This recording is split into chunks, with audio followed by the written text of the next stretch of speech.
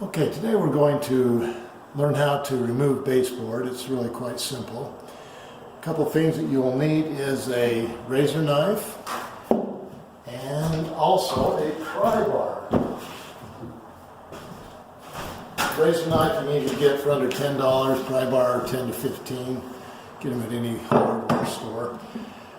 The first thing you want to do when you're removing a baseboard is to just go ahead and run your utility knife or razor knife on the top of the baseboard. That will separate the baseboard from the paint on the wall, because when you remove it you don't want to peel the paint off of the wall unless and even if you're planning on painting, you don't want to do that because it can peel the drywall off. You get your pry bar, and wherever there else, you just slowly pry it off. And also, if there's a seam, you may want to cut that with your utility knife. And on the corners, same thing. And you just keep working yourself along the wall with your pry bar.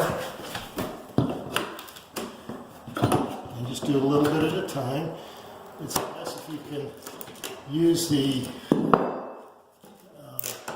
baseboard again if you want to do that. So you've got to make sure you go nice and slow. But I'm replacing baseboard, so it really doesn't matter.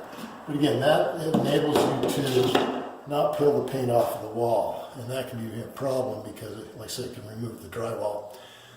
So that's how you go ahead and remove baseboards. Make sure you subscribe to Big Al Repairs. That enables us to keep filming. We sure appreciate you viewing this, and good luck and have a great day.